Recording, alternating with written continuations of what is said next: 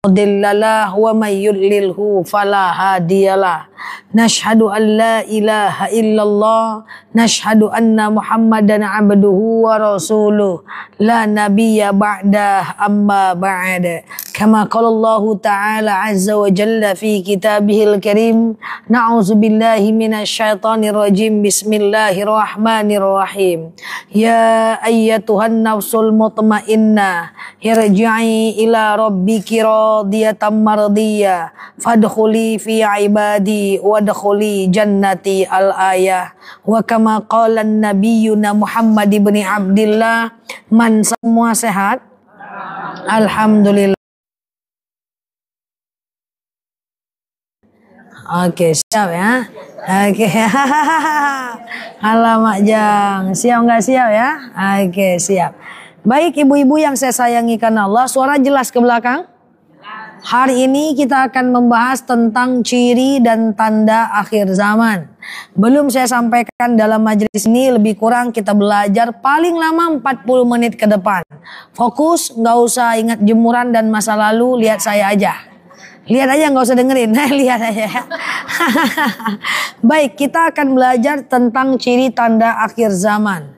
Saya teringat sebuah hadis yang berbunyi, seburuk-buruknya kematian adalah kematian yang serentak dengan datangnya hari kiamat.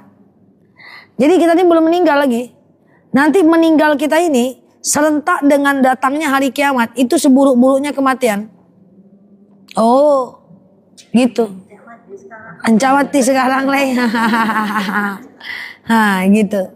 Karena memang buruk, karena kita akan menyaksikan bagaikan betapa bumi ini terbelah, dihancurkan gedung-gedung seperti kapas yang berterbangan, laron yang berterbangan. Maka seburuk-buruknya mati adalah serentak dengan datangnya akhir zaman. Maka kita pengen panjang umur, tetapi jangan serentak dengan datangnya hari kiamat. Makanya ada doa panjang umur, Allahumma tawwil umurana, ya Allah panjangkan usiaku, wasahih ajsadana, dan perbaikilah jasadku, wa nawwir qulubana, dan sucikan hatiku. Doa itu dihafal tak kapan-kapan ya.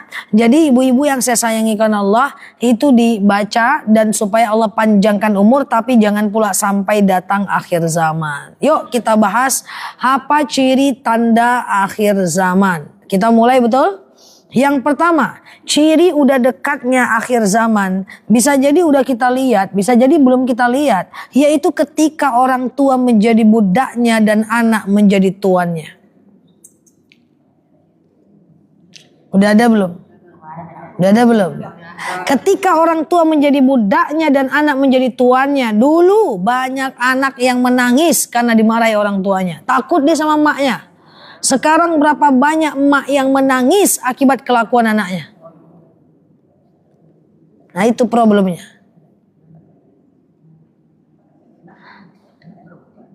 Orang tua itu kalau nangis air matanya ke dalam. Kalau udah keluar sampai dia ceritakan, itu udah sakit luar biasa. Maka no excuse, apapun alasannya nyakitin hati orang tua nggak boleh. Meskipun orang tua itu kafir, apalagi dia muslim, apalagi dia orang taat, tidak boleh menyakitinya. Makanya dalam Al-Quran, wala taqul lahuma uff, jangan ngomong nah itu aja nggak boleh. Wala tanharhuma, jangan benci dia. Wa qul lahuma qaulan karima, maka berkatalah kepadanya kalimat yang baik. Hati-hati. Maka kalau ibu masih punya orang tua, hati-hati dengan orang tua itu, kafir pun dia, kita wajib taat selagi dia tidak menyuruh kita untuk ibadah ke agama dia. Walaupun dia non muslim, walaupun dia fasik, walaupun dia munafik, kita tetap harus taat selagi kita tetap harus santun lah istilahnya. Itu tidak merugikan agama dan sifat serta dosa-dosa kita. Tapi problemnya bahwa di zaman sekarang ini bahwa di zaman sekarang ini betapa banyak orang tua yang menjadi budaknya dan anak menjadi tuannya. Nah itu dia. Jadi disakiti anak temenung hati. Padahal saya minta maaf. Manusia ini kalau ibu-ibu yang masih punya orang tua nih ya, bahwa manusia yang paling mudah untuk dibahagiakan itu cuma orang tua aja. Membahagiakan anak susah. Membahagiakan suami susah. Membahagiakan istri banyak maunya. Apalagi jemaah salwa ini. Enggak ya. Santai lah Kak Fitri. Itu kali nengok ya. Ya kan. Membahagiakan anak susah. Maka saya sering bilang di jemaah salwa ini, saya sering jelaskan begini. Manusia yang paling mudah dibahagiakan itu orang tua. Saya sering bilang, coba nanti pulang dari pengajian nih, beli jangan salah lawak dulu. Beli burger tua yang pakai daging impor tua. Kasih topping mayones. Kasih sama dia. Ma, ini untuk mama. Apa kata dia? Nggak makan awak kok do. Kalau gitu ini buat saya mah. Pergi keluar beli pisang goreng. Kok mantap konyo. Jadi betapa mudah membahagiakan orang tua. Tapi banyak anak yang tidak memahaminya. Dan saya itu demi Allah, saya kan masih anak muda juga sikit-sikit nih kan. Kayaknya kalau saya bilang saya anak muda banyak yang insecure kayak. Jadi saya itu paling tidak suka dan saya memang tidak suka. Saya memang tidak suka. Kadang-kadang kalau memang ketemu saya bilang, saya tidak suka dengan anak muda yang itu dengan kawannya dia ramah banget. Dengan orang tuanya nyari Arya sih yo. Saya terus terang aja. Saya sering menegur teman-teman saya yang orang tuanya kan mungkin jamaah saya gitu kan. Akhirnya sedih dia nangis cerita soal anaknya. Walaupun saya nggak bilang maknya cerita gitu kan. Kalau lagi duduk, halo Besti, Cipika Cipiki, I miss you. Ya Allah, baik kali dengan temannya. Ini bukan saya sedang apa-apa nih. Saya kalau ada di sini anak muda, masalahnya adalah anak-anak muda di sini doang. Yang di online lah nih Janganlah al khair inda maqamiha. Baik itu ya pada tempatnya. Jangan sama teman kita ramah-ramah, orang tua kita bentak-bentak di rumah. Salah besar itu. Orang tua itu adalah keramatnya Allah. Ridullah ridul walidain, sukhtullah sukhtil walidain. Ridho Allah bergantung kepada ridhonya, maka murka Allah bergantung kepada murkanya. Nyari ridho Allah itu susahnya luar biasa. Cara paling gampang mencari ridho Allah, bikin senyum hati orang tua, selesai urusan. Orang tua tuh kalau ketemu kita harusnya dia senyum, happy deh ini anakku nih, anakku yang baik, akhlaknya baik gitu kan. Bukan dia merengut nengok muka kita, lelah tatang lo nyoleha. Makanya banyak teman-teman saya pengen hijrah, yang tadi nggak berjilbab pengen berjilbab. Orang tuanya nggak suka dia pakai jilbab, orang tuanya bantah. Saya bilang apa? Nggak apa-apa, tetap pakai jilbab, tapi ubah akhlakmu kepada orang tuamu. Pagi-pagi nggak pernah buatin teh buat, pagi-pagi suka ngelawan, sekarang nggak usah lagi ngelawan. Ketika diubah akhlak, orang tua nggak akan peduli dengan pakaian. Betul, akhlak tuh diubah. Jangan kita hijrah pakai jilbab, terus kita masih mengangak-ngangak ke orang tua, mari Arya, mana bisa? Bu, di dunia ini orang tuh suka dengan orang yang punya akhlak. Orang gak suka dengan orang kaya, ngapain sombong, kita juga gak butuh uangnya, betul ya? Orang juga gak butuh dengan orang pintar, profesor, doktor, S2, S3, S cendol. Gak perlu, kita juga gak. Kalau dia sombong ngapain? Di dunia ini butuh orang yang punya adab, punya akhlak. Maka orang tua itu juga gak perlu harta-harta kita yang gimana-gimana kalau kita gak punya adab. Maka adab itu lebih penting dibandingkan ilmu pengetahuan. Maka ini yang saya sampaikan bahwa orang tua itu adalah makhluk yang paling gampang untuk dimuliakan. Yang ketika kita menyenangkan hatinya, doanya kemana-mana. Betul ya? Doanya kemana-mana. Makanya wajar siapa yang menyakiti hati orang tua ini hati-hati. Nauzubillah, bakal sengsara bu, nggak ada lagi yang lain. Sengsara bu. Bu, saya sampaikan begini bu, nggak ada manusia yang tulus di muka bumi ini bu. Yang tulus cuma dua manusia. Yang pertama orang tua, yang kedua siapa? Yang tulus, betul-betul cinta sama kita itu siapa? Manusia. Pertama adalah orang tua, yang kedua adalah guru. Apakah suami tulus? Belum tentu bu. Coba ibu nggak masakin dia 2 tahun. Masih mau gak sama ibu? Enak bu, kok jujur-jujur aja kok.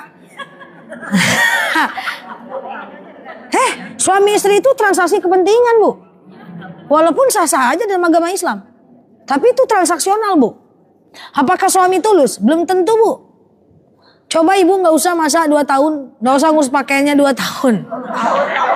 Masih mau gak sama ibu? Gak mau kan? Itu tanda bukan ketulusan, tapi boleh dilakukan.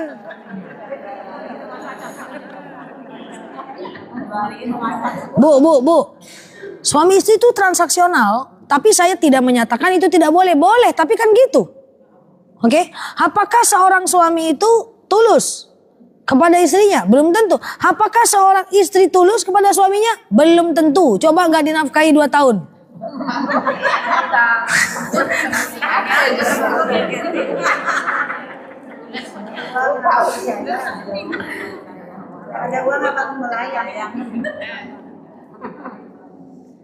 Bapak sudah kerja sama ibu 15 tahun kasih nafkah. Baru 3 bulan gak dikasih merengut. Jadi bukan saya mengatakan ini salah atau gimana hubungan suami istri. Tulus itu gak didapatkan dari mereka. Dan apakah tulus dapat dari anak? Belum tentu. Apakah dapat dari teman? Ende mak, belum tentu. Ibu punya teman waktu kecil, teman pengajian, I love you, soulmate. Ketika ibu sukses bisa jadi dia iri, betul? Tapi orang yang paling tulus di muka bumi ini cuman kedua, adalah orang tua dan guru. Ada yang orang tua yang tidak senang kalau anaknya sukses. Nggak ada. Orang tua saya tak tamat sekolah, SD aja nggak sekolah mak saya.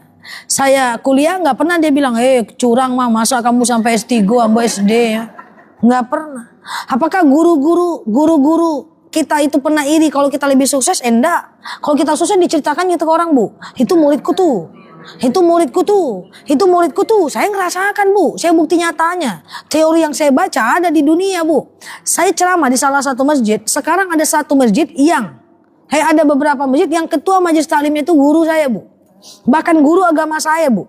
Yang ngajarkan saya qul huwallahu ahad, yang ngajarkan saya ayat kursi, yang ngajarkan saya sholat jenazah. Saya punya guru agama yang sekarang jadi ketua majelis taklim, Bu. Saya ceramah di tempat itu, dia antarkan minuman ke tempat meja ceramah saya, Bu. Saya berhenti ceramah, Bu. Untung saya waktu itu nggak live, Bu. Segan saya. Saya sedang ceramah menangis terisak-isak. Bu, jangan ibu ngantarkan air putih. Nggak tega saya. Ibu itu guru saya. Dia bilang apa? Enggak, kamu itu saja saya. Enggak, Bu, ibu guru saya. Kalau ibu yang ngantar sini lagi, saya tidak mau lagi datang ke masjid ini. Begitu tulusnya hati seorang guru. Ya, nggak pernah dia iri.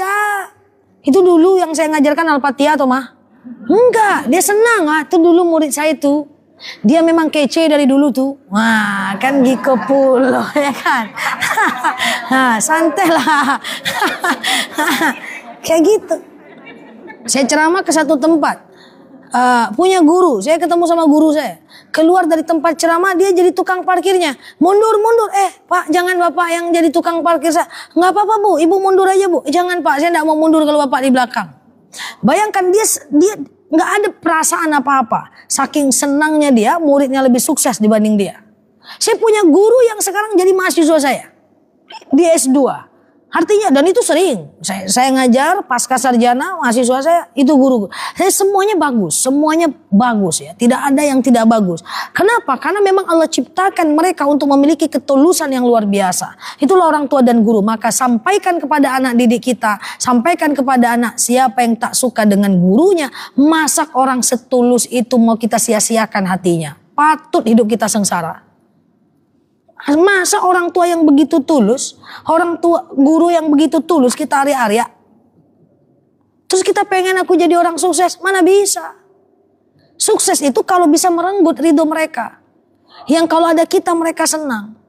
Guru dibilang guru godok, guru bule, pade, terus pengen sukses, mana bisa, Bu. Coba nih, saya terus terang ini mana bisa. Oh, pengen sukses tapi orang tua nggak diselamatin, orang tua nggak ini kok saya marah-marah ya. Pokoknya saya gemes sih, Bu. Saya gemes sih. Ya padahal sebenarnya kunci supaya bisa sukses stabil dunia akhirat itu cuma muliakan orang tua, nggak ada lagi.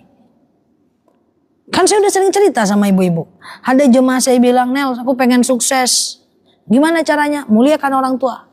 Ada juga yang bilang, Nel, aku nggak pernah ke rumah orang tua aku doh. Baik-baik aja nyok aku sama anak istriku. Hati-hati kalau kamu kayak gitu terus, aku udah sukses dah. Siapa bilang kamu sukses? Belum apa-apa. Tapi dia udah ngerasa sukses tanpa bakti sama orang tuanya. Nggak lama setelah itu memang PHK dia, Bu. Nggak bisa. Nggak bisa. Kalau ada yang merasa sukses ini di online dan offline nih, tapi tak bakti sama orang tua, yakin saya, coba bakti sama orang tua, lebih ngeri lagi tuh suksesnya. Nah, itulah. Kok diam? Kayak gitu. Sengsara Bu, nggak bisa itu, nggak bisa. Karena kuncinya itu di mereka. Maka saya punya prinsip, kalau emak bapak saya bilang enggak, takkan saya kerjakan, walaupun jutaan orang menyuruhnya. Tapi kalau emak saya bilang, oke nak, kerjakan, saya kerjakan, walaupun jutaan orang melarangnya. Karena kuncinya bukan bagaimana orang melihat saya, tapi bagaimana orang tua melihat saya. Karena itu kuncinya, nggak ada yang lain lagi. Nah maka memang ciri tanda akhir zaman ketika orang tua menjadi budaknya dan anak menjadi tuannya. Kalau di sini ada anak muda online atau offline, yang ibu-ibu yang masih punya orang tua, ambil kesempatan. Karena di Arab itu Bu, orang merawat orang tua yang sakit Bu, sampai pergi ke pengadilan berebut. Saking taunya bagaimana memuliakan orang tua itu berpahala. Berebut, kok emak saya di rumah kakak saya terus, kapan di rumah saya? Itu sampai ada sidang di pengadilan untuk hak asuh orang tua. Karena mereka mengerti betapa mulianya merawat orang tua. Kalau kita enggak, betul lah utundo. Saya minta maaf, HCI, ex HCI ada di sini, yang pergi ke panti asuhan, yang pergi ke panti jompo, ada ex HCI di sini. Kan kita pergi ya, ex HCI ya. Apa yang Bu lihat di situ? Nyata kan? Kita kasih dia bantuan, apa yang dia lakukan? Pergi dia ke pagar. Di pagar anaknya udah nunggu untuk ngambil uang bantuan itu. Betul? Kan enggak saya yang lihat, ibu juga ngelihat. Bagaimana kasih orang tua sepanjang masa. Makanya waktu saya ceramah di situ masih ingat yang saya sampaikan? Pak, Ibu jangan khawatir. Belum tentu orang tua yang sama anaknya di rumah tuh bahagia. Kadang-kadang dilawan-lawan aja sama anaknya. Bapak Ibu di sini bersama teman-teman Bapak Ibu yang lain olahraga, mengaji, ya, kemudian kan mereka di panti lansia itu dididik kan. Ada ustadznya, ya, ada ustadznya. Di situ tenang-tenang aja. Nah, artinya saya mengobati hati mereka. Padahal banyak orang tua yang di rumah sama anaknya belum tentu bahagia, betul? Itu tuh kondisinya. Nah, tapi kasih orang tua gimana? Kita kasih dia bantuan, habis itu keluar dia kan. Kawannya, anak-anaknya ada di pagar kan, bener? Nah, tuh anak katanya. Anak naruh dia ke situ, dia kasih uang tuh anak. Orang yang kayak gitu, kita marah-marahin, kita hardik, pasti sengsara. Cepat atau lambat. Oke. Ngapa keripik-keripik ikan yang ibu, Bu?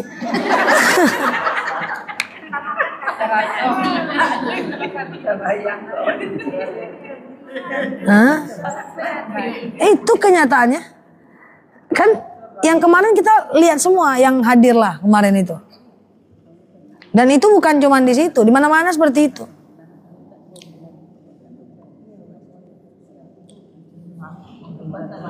Maka itu sebab saya bilang, rajin-rajinlah datang dalam majelis taklim ini. Karena ilmu itu menentukan semua. Kenapa orang di Arab itu berebut merawat orang tuanya? Karena tahu ilmunya betapa besarnya pahala merawat orang tua.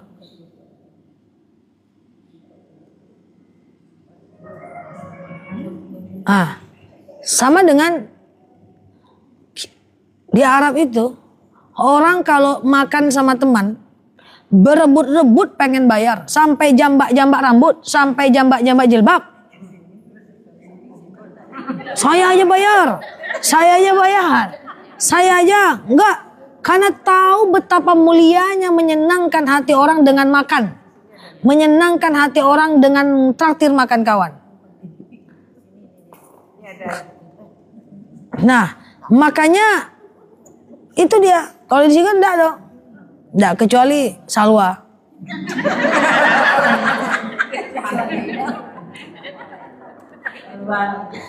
Dan saya pernah mengisi pengajian di masjid-masjid kecil waktu saya semacam magang ditugaskan pemerintah di sana. Jadi saya di Makkah itu di perumahan penduduk. Ceramah-ceramah gitu, macam apalah ceramah. Tahu nggak Ibu? Mengumumkan ke masjid istiqadah dan taman ilal masjid. Maksudnya bahasa Indonesianya gini. Hayo ibu-ibu bersiap ke masjid karena guru kita udah mau datang gitu. Yang ngambil mic tuh berebut-rebut. Karena betapa tahu pahalanya ketika kita menyuarakan orang datang ke masjid kita dapat pahala amal jariah. Kalau di sini enggak, gede-gede aja mic-nya.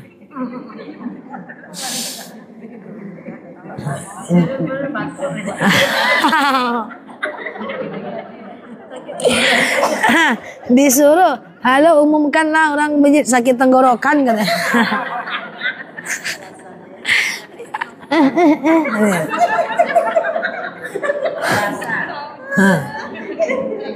Padahal ngumumkan di masjid, ayo ibu-ibu, ayunkan kaki, lambaikan tangan menuju masjid kita, walaupun ustazah nggak nampak hilalnya, gitu kan?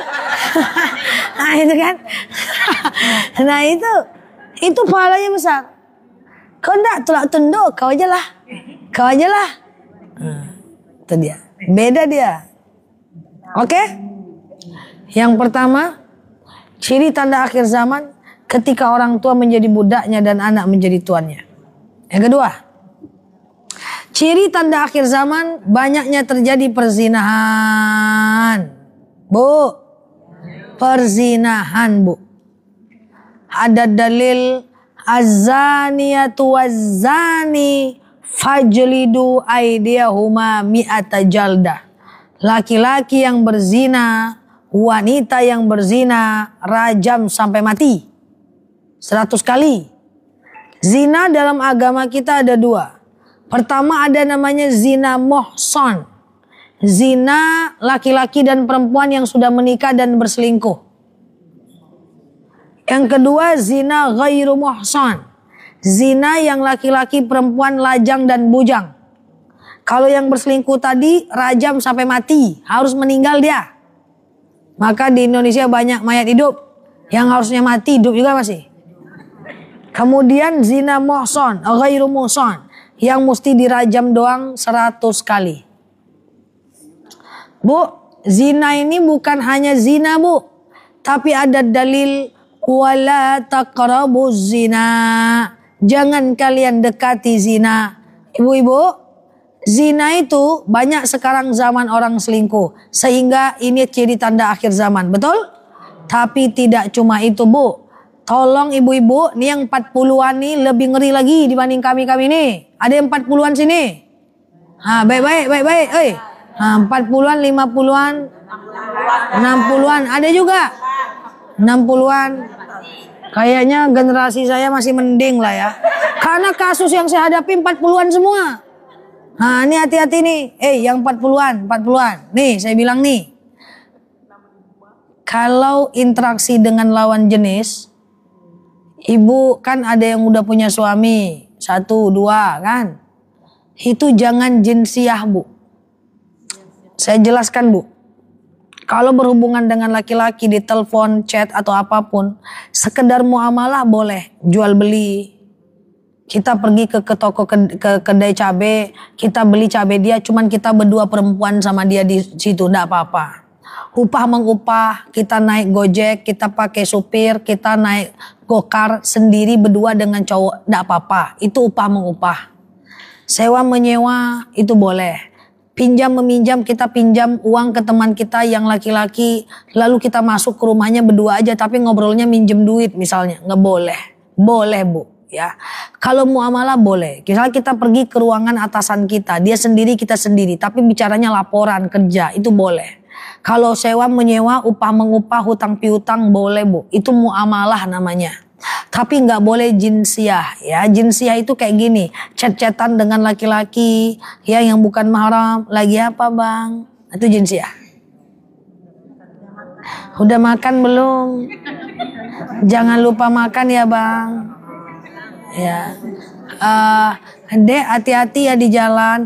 Bang. Ya cukur jenggotnya ya bang.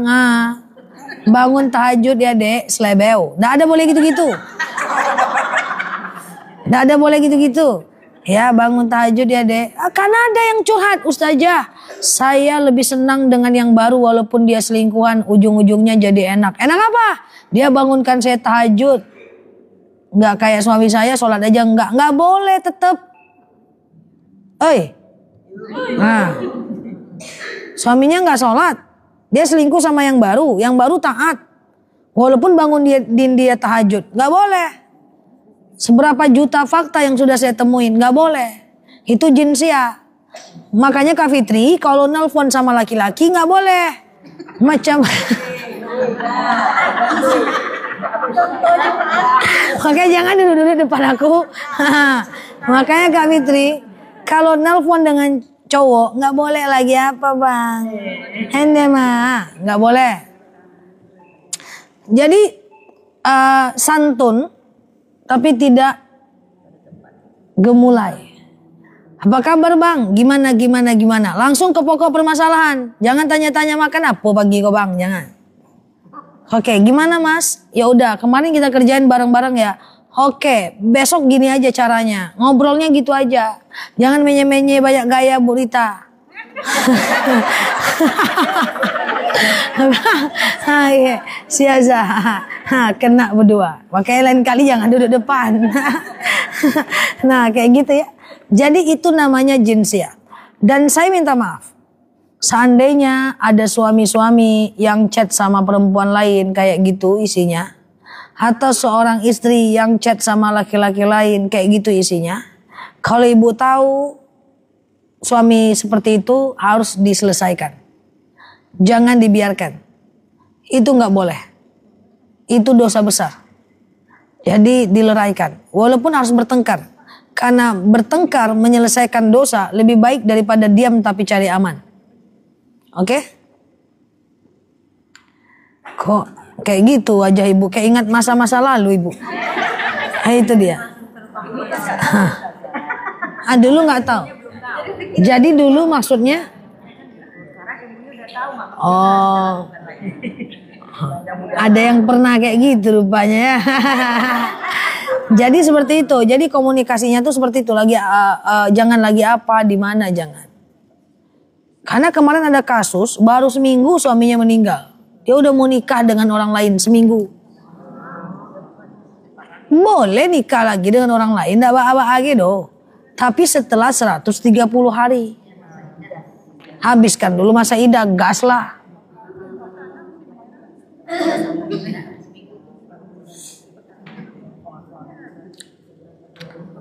Ini yang usia-usia 40-an hati-hati.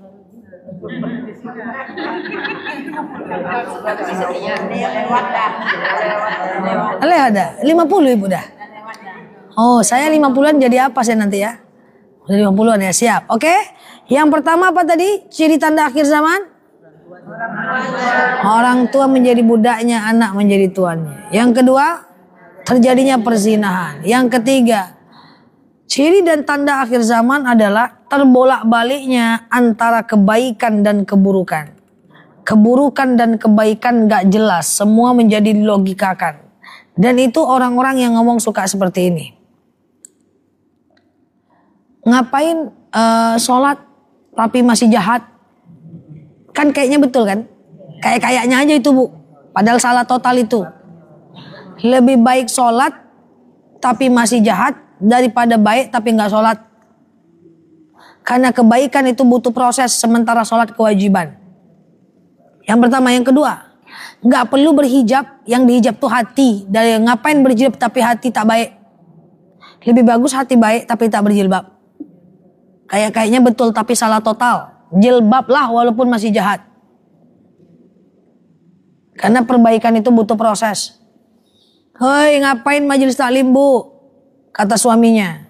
Melawan suami Jo ndak berubah. Kayaknya betul loh itu statement itu. Kayaknya betul kan? Kayaknya bu. Ngapain ibu pengajian? Melawan suami juga. Percuma pengajian. Kayaknya betul tapi salah. Kalau kita bisa jawab kita jawab tapi jangan. Masih mending aku pengajian bang. Aku masih melawan kayak gitu bang. Kalau gak pengajian putus leher kau aku buat bang. Memang masih mending pengajian. Tapi itulah dunia. Ciri tanda akhir zaman gak jelas mana baik mana benar gitu. Woi. Ngapain pengajian masih gosip? Masih tukang gosip. Kalau bisa kita jawab tuh. Masih mending aku pengajian gosip aku. Daripada nggak pengajian, aku ketua panitia inti gosipnya. Karena pengajian maka aku masih anggotanya. Kan gitu. Kayaknya betul statement itu, tapi salah itu. Itu ciri tanda akhir zaman. Orang nggak tahu lagi mana benar mana salah. Nalarnya udah nggak berlandaskan syariat. Padahal kalau nalar berlandaskan syariat, sholat itu wajib. Sifat kita nantilah urusan. Jilbab itu wajib. Soal kita masih sifatnya jelek nanti urusan. Pengajian ini wajib. Soal masih gosip atau enggak beda bab. Coba Bu, saya tahu Bu. Kita semua ini pengajian tapi masih gosip. Tapi Bu, seandainya kita tak pengajian. Saya takut Ibu jadi ketua umum panitia gosip. Gitu Bu. Ya kalau kita pengajian tuh masih ada takut-takutnya sikit aja jadilah. Tapi mana mungkin sama orang yang pengajian dengan nggak pengajian? Karena doa-doa aja tuh. Orang yang pengajian, apa yang dia dengar, dia lihat, dia simak, dia baca, dia pikirkan, isi kepalanya pasti beda dengan orang yang gak pengajian. Mana mungkin sama? Kan yang kita lihat nih, yang dalam kepala kita ini apa yang kita lihat, apa yang kita dengar, gak mungkin sama dengan yang gak pengajian. Makanya halistabil ladina ya'maluna ma la ta'lamun. Tak mungkin sama orang yang mengerti dengan orang yang tidak mengerti. Makanya pengajian itu wajib, ilmu itu wajib. Bahaya kalau pengajian, kalau beribadah tanpa ilmu. Berapa banyak orang yang baca Quran saat ustadznya ceramah? Salah itu. Tapi berani nggak Ibu bilang mereka tidak beriman? Mereka beriman tapi nggak ada ilmu. Berapa banyak orang yang sholat saat azan? Berani Ibu bilang dia tidak beriman? Mereka beriman tapi nggak berilmu. Banyak orang yang sholat sunnah, suaminya manggil dia santai aja. Apakah berani kita bilang orang yang sholat sunnah itu tidak beriman? Harusnya suaminya manggil dia batalkan sholatnya karena itu sholat sunnah gitu. Berapa banyak orang yang puasa sunnah, suaminya butuh, beko aja lah bang katanya. Berani kita bilang orang yang puasa sunnah itu tidak beriman? Dia beriman tapi tidak berilmu dia. Kalau sholat sunnah dipanggil berhenti sholatnya. Yang manggil suami, mana wajib mana sunnah. Hah? Orang tua manggil berhenti kalau sholat sunnah. Oke? Bahaya ini, beriman tanpa berilmu pengetahuan. Nah, hati-hati.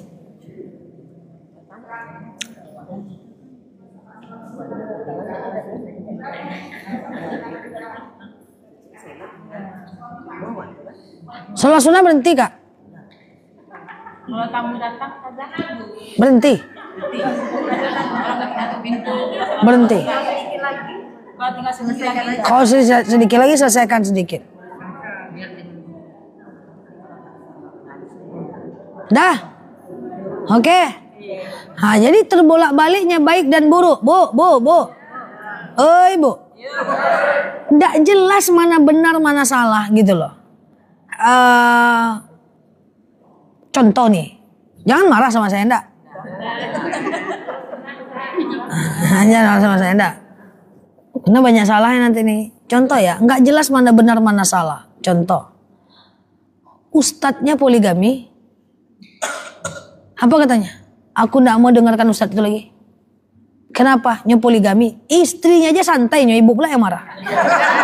Saya terus terang. Kecuali kalau poligaminya tak bagus. Caranya apa? Contoh caranya tidak izin, menyakiti. Itu boleh. Kayak gitu loh. Kecuali dia poligami dengan menyakiti, tidak bertanggung jawab. Itu boleh ibu ngomong seperti itu. Dia baik-baik aja, Jo. Istrinya malah melamarkan istri barunya. Ibu yang heboh. Terus ibu gak mau dengerin dia. Siapa yang rugi? Kita. Makanya saya mohon maaf saya bilang. Unzur maqala wala tanzur man qala. Buat jemaah salwa. Ada atau tidak adanya saya nanti saya berpesan. Mendengarkan ilmu itu jangan lihat orangnya. Tapi lihat apa yang dia sampaikan. Belajar dari Ali bin Abi Thalib. Mendengarkan ilmu dari orang Yahudi makanya dia pintar. Ali bin Abi Thalib tuh Rasulullah pernah berkata, ana madinatul ilm wa aliyun babuha. Saya kota ilmu, kuncinya ada pada Ali bin Abi Thalib. Saking pinternya Ali, dia nggak boleh berperang, takut mati di tengah jalan. Ali bin Abi Thalib cuma disuruh belajar karena dia orang pinter. Maka kalau menuntut ilmu itu unzur maqala wala tanzur man qala. Lihat apa yang dia bicarakan, jangan lihat orangnya. Kalau kita melihat orangnya, nggak ada orang yang sempurna. Saya sering benarkan statement Ustazah, aku nggak mau dengarkan Ustadz ini. Kenapa? Kemarin pas makan sama dia banyak mana makannya katanya. Demi Allah Bu, coba bayangkan tuh ya.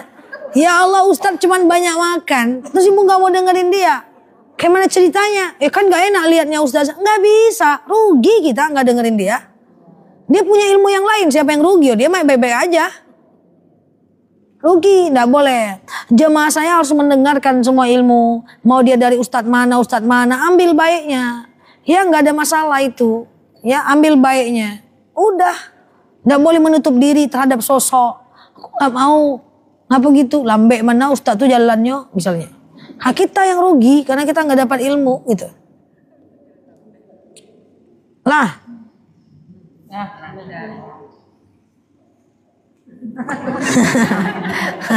Nah itu ya. Itu kita yang rugi kan, terbawa balik kan, buruk baik kan, nggak jelas kan. Nah itu yang pertama. Yang ketiga, terakhir yang keempat, penutup. Yang pertama apa tadi? Orang tua menjadi budaknya, anak menjadi tuannya. Yang kedua, banyaknya terjadi perzinahan. Yang ketiga, bolak-baliknya kebaikan dan keburukan. Yang keempat, terakhir adalah ciri dan tanda akhir zaman sudah pasti banyaknya kaum wanita. Dan wanita yang menuntut ilmu agama. Memang banyaknya wanita, betul? Habis subuh, kultum subuh, bapak-bapak, ibu-ibu yang banyak, ibu-ibu. Jam 8, ibu-ibu. Jam 10, ibu-ibu. Habis zuhur, ibu-ibu. Habis asar, ibu-ibu. Maghrib menjelang isya, bapak-bapak, ibu-ibu yang banyaknya, ibu-ibu. Habis isya, bapak-bapak, ibu-ibu, pengajian yang banyaknya, ibu-ibu. Algoritma di live TikTok saya, follower 2,5 juta, 2 juta, entah berapa nggak tahu. Itu 87% ibu-ibu. Yang mau belajar agama, ibu-ibu. Bapak-bapak, makanya pertanyaannya, cemana Ustazah suami saya nggak sholat, cemana Ustazah anak saya nggak sholat. Itu udah cerita tanda akhir zaman. Harusnya bapak-bapak yang sholat dan menuntut istrinya untuk sholat. Kalau suami nggak sholat, lebih parah dibanding istri nggak sholat. Kalau istri sholat, istri nggak sholat, suami sholat, tinggal paksa, selesai. Sholat nggak ada cerita. Karena seorang suami memimpin, betul? Tapi yang terjadi, banyak suami nggak sholat. Istri mengingatkan, kena marah, nggak jadi laki cuy hati. Bertanya lagi, Ustazah, saya dimarahin suami padahal nyuri sholat. Iya kan? Nah itu jadi tanda akhir zaman. Banyaknya wanita di dunia ini. Tapi saya minta maaf sebelum saya tutup. Walaupun banyak wanita yang datang dalam majelis pengajian, tapi wanita pula lah yang paling banyak masuk neraka. Dan itu hadis sahih.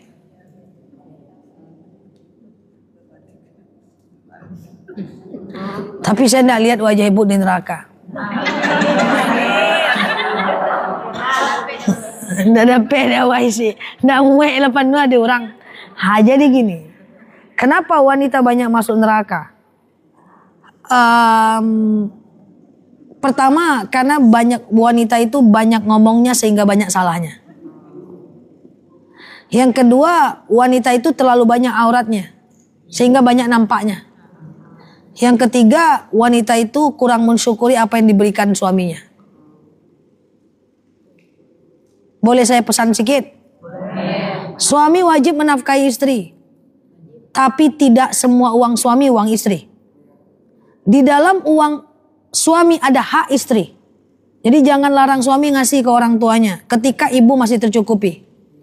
Itu yang pertama pesan saya. Yang kedua, seandainya di antara kita ini ada yang gaya-gaya Aisyah, yaitu mantap, makan uang suami aja. Misalnya ada yang kayak Aisyah itu kan cuma nerima aja dari Rasulullah. Maka berhematlah. karena nggak tahu usia suami itu sampai segimana. Banyak kasus, pulang yuk, pulang yuk. Cemana ini? Oke, ya. 2 menit aja, 2 menit. Banyak kasus seorang suami mapan ngasih istri banyak, istri sibuk dengan berfoya-foya, seakan-akan besok ada lagi dari suami, meninggal suaminya, dia susah hidupnya. Kasus ada banyak. Bolehlah saya mengingatkan kan? Yang ketiga, seandainya banyak dikasih suami, maka simpan, seakan-akan kita hidup selamanya, menabung, zakat, investasi, supaya kita siap atas kemiskinan yang akan terjadi. Oke? Dan seandainya ada di antara kita yang dikasih sedikit, yang penting cukup sandang pangan papan, besarkan itu. Harus pandai-pandai. Perempuan harus pandai ngelola uang. Karena kalau enggak, kadal fakru ayyakuna kufron. Kemiskinan akan membawa kepada kekafiran. Hidup ini jangan terlalu banyak gaya. Boleh naikkan gaya hidup kalau kita udah siap. Kalau enggak siap, gitu-gitu aja lah dulu. Karena jatuh itu lebih sakit dibanding naik. Oke? Dah, demikian dari saya. Wallahu a'lam bishawab. Kita pulang lagi. Assalamualaikum warahmatullahi wabarakatuh. Oke. Udah ngaji. Udah ngaji. Oh, ya.